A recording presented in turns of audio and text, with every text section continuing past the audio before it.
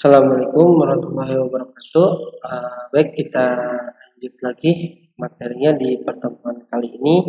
Kita akan coba bahas terkait framework TOGAP, ya, yang menjadi salah satu framework yang memang digunakan dalam proses pembuatan arsitektur enterprise. Nah, di dalam topiknya di sini kita akan coba bahas terkait pengantar TOGAP, poin dalam TOGAP sama penggunaan TOGAP. Antar TOGAP, TOGAP itu the Open Group Architecture Framework, gitu ya. Jadi TOGAP ini menjadi sebuah referensi utama di dalam pembuatan arsitektur, gitu, karena dirasa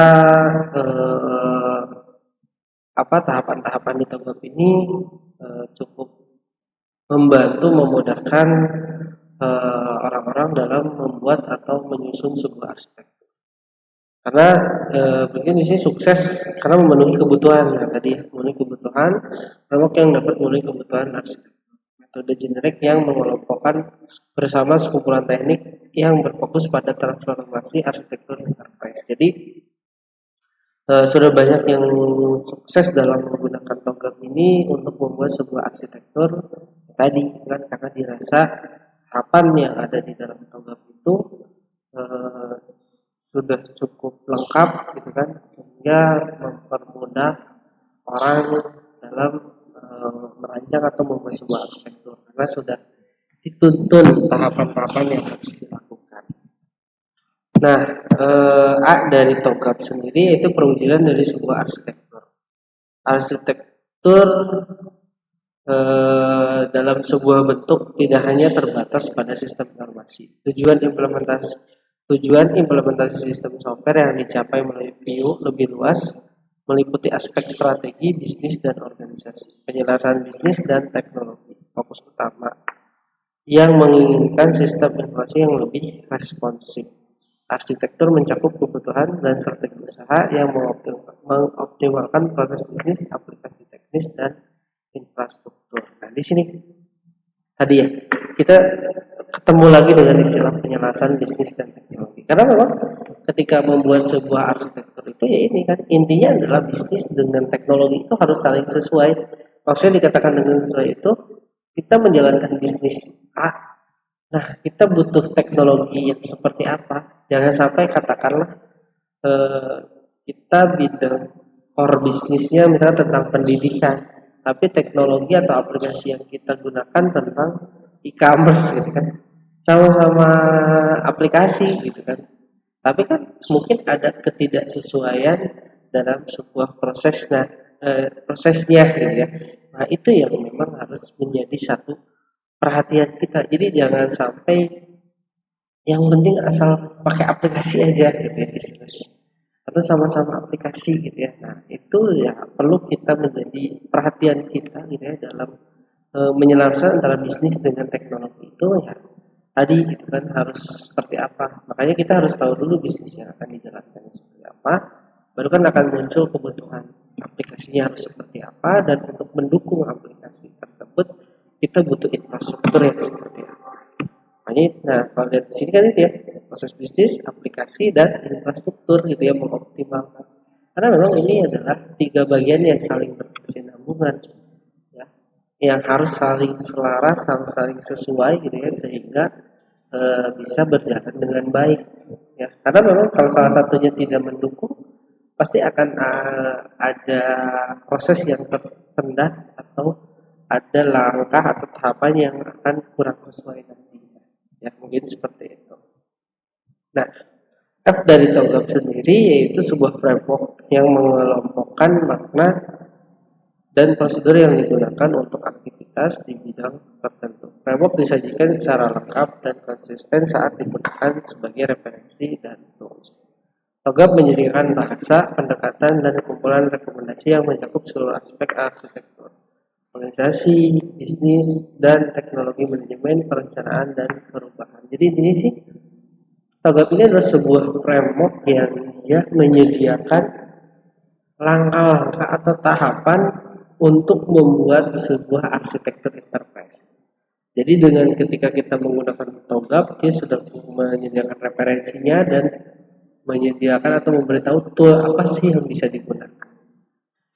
Karena kan kalau kita mau membuat sesuatu, kita nggak tahu nih tahapannya harus seperti apa, kan pasti bingung. Nah, dengan framework TOGAF ini, itu sudah disediakan referensi dan tools yang harus digunakannya seperti apa. Nah, TOGAF sendiri punya beberapa dokumen ini ya, diantaranya nanti bisa dilihat di modul. Ini ada ADM yang berisi pembukaan, dokumen referensi dari TOGAF, lalu ada yang kedua ada panduan ADM-nya, ada konten arsitektur, ada bagian 5 dan 6, lalu ada arsitektur capability framework. Nah, yang penting di dalam TOGAF sendiri,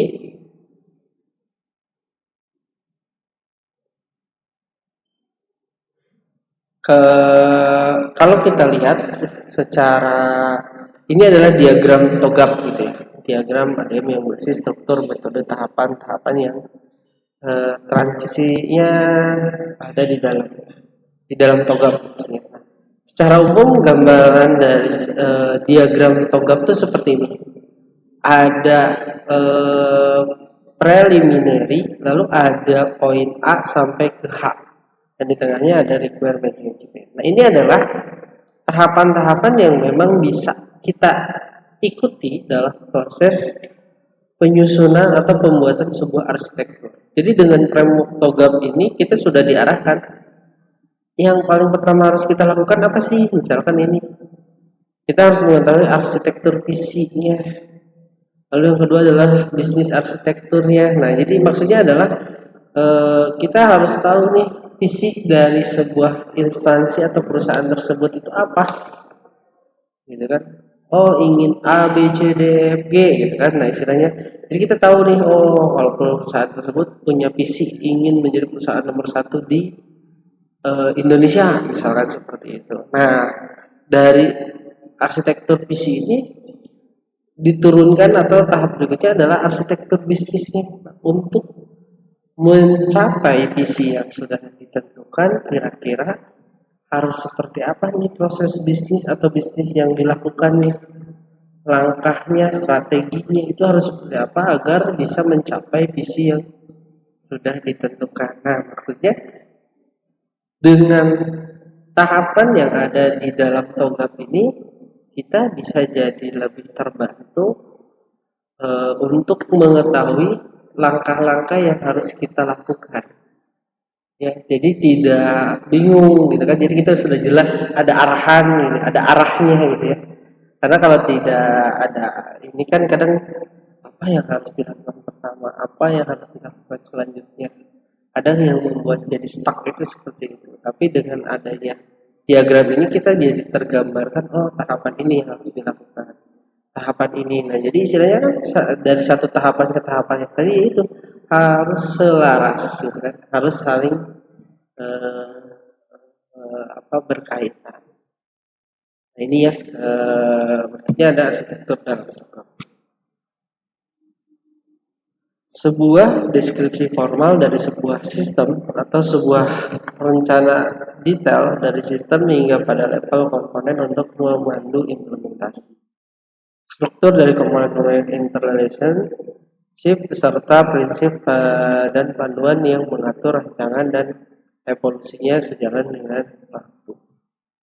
Nah, area utama penting dalam arsitektur enterprise sendiri di dalam TOGAF itu dibagi menjadi 4. Di antaranya ada arsitektur bisnis, arsitektur data, arsitektur aplikasi, dan arsitektur teknologi. Walaupun dalam fasenya itu nanti arsitektur data dan aplikasi ini dijadikan satu bagian. Ya. Nah, arsitektur bisnis mencakup strategi, tujuan, proses bisnis, fungsi, dan organisasi. Data arsitektur data ditunjukkan untuk pengorganisasian dan manajemen informasi. Arsitektur bisnis yaitu memperlihatkan aplikasi, komponen-komponen software, dan interaksi.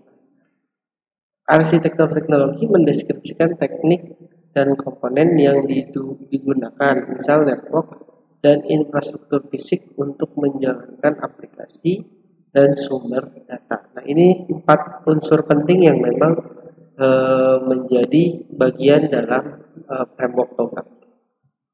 Nah ini ya digambarkan seperti ini. Yang awalnya 4 ini kan kalau di dalam parse ADM gitu ya, di dalam TOGAF seperti ini. Jadi data dan aplikasi ini dimasukkan ke information system arsitektur. Kan di sini ada fase bisnis arsitektur, information system arsitektur, dan technical arsitektur. Ya, jadi terbagi menjadi 3 fase saja, gitu ya. Yang tadinya ada 4 seperti ini.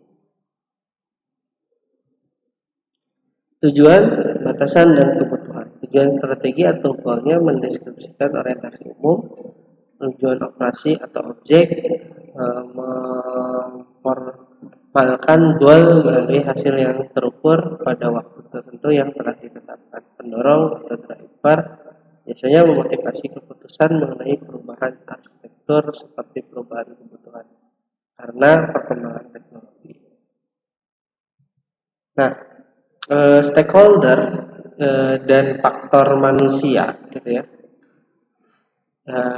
Transformasi arsitektur melibatkan kombinasi aktivitas yang melibatkan pihak-pihak yang berbeda, yaitu stakeholder dalam setiap operasi yang dilakukan. Perlu manajemen stakeholder, penilaian kesiapan transformasi, komunikasi yang lebih efisien. Nah, di sini stakeholder dan faktor manusia ini dalam transformasi arsitektur atau penyesuaian dari proses yang tadinya bisnisnya itu tidak terintegrasi dengan teknologi IT gitu ya. Nah, ingin coba dirancang sebuah arsitektur yang membuat adanya kesinambungan atau penyelarasan antara bisnis dengan IT. Faktor stakeholder atau faktor manusia ini menjadi salah satu perhatian penting juga. Kenapa? Karena kan ketika stakeholder atau sumber daya manusia yang sudah ada yang selama ini bekerja tanpa adanya integrasi dengan IT kan mereka sudah sangat terbiasa. Nah, ketika ada penyesuaian integrasi dengan sebuah sistem, nah itu perlu menjadi satu perhatian juga. Kenapa?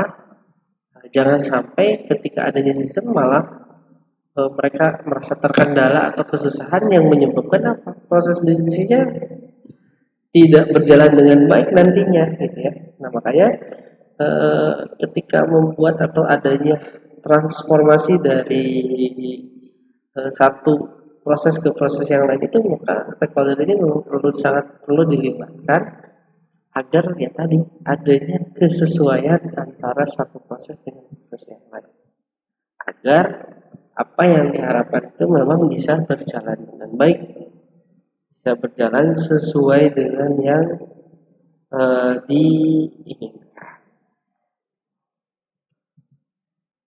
Ini mengelola stakeholder ya perlu secara jelas menentukan setiap stakeholder seawal mungkin pada permulaan siklus ADM. Nah, jadi ketika awal ini mengelola stakeholder itu memang harus benar-benar diarahkan, diajarkan atau dikasih tahu ketika akan adanya integrasi antara dari satu bisnis yang ingin coba diterapkan sebuah teknologi informasi agar dalam prosesnya bisa berjalan sesuai dengan yang diharapkan. Lalu penilaian kesiapan transformasi, gitu kan, viewpoint, gitu kan, supaya pesan dapat dipahami dan dengan berhasil. Maka aspek penting yang harus dipertimbangkan adalah konten dan formatnya harus disesuaikan dengan kemauan si penerima. Tadi perlu adanya komunikasi antara si pembuat dengan si penerima ya, agar adanya kesesuaian ya antara satu proses dengan proses yang lain. Jadi jangan sampai stakeholder atau pengguna itu merasa bingung. Nah, itu akan berdampak ke proses yang tidak sesuai nanti. Strategi tata kelola prinsip arsitektur, ya penentuan goal, pengembangan strategi dilakukan oleh pimpinan perusahaan. Jadi intinya perlu dibangun bentuk organisasi yang tepat, gitu ya, agar adanya kesesuaian seperti yang ya, diharapkan. Nah, ini TOGAF merekomendasikan arsitektur dibuat seawal mungkin berupa tabel yang berisi aturan, yang harus dipatuhi. Nah ini ya, hal-hal yang harus diperhatikan. Ini contoh prinsip arsitektur, nanti boleh dibaca saja. Ini penggunaan TOGAP. TOGAP dijadikan sebagai landasan bagi organisasi. Adaptasi TOGAP adalah salah satu aktivitas awal untuk memulai dan memandu seluruh organisasi di masa depan. Nah mungkin itu saja untuk materi kali ini. Seperti biasa ada 2 pertanyaan yang ingin saya berikan ke kalian. Yang pertama adalah kenapa TOGAP banyak digunakan oleh orang dalam pembuatan arsitektur enterprise? Yang kedua, fase apa saja sih yang ada di dalam TOGAP dan coba kalian jelaskan. Nah, mungkin itu saja untuk 2 pertanyaan dan untuk materi di pertemuan kali ini. Bila ada yang ingin ditanyakan atau kurang jelas, boleh langsung ditanyakan saja. Oke, kurang lebihnya mohon maaf. Saya akhiri. Wassalamualaikum warahmatullahi wabarakatuh.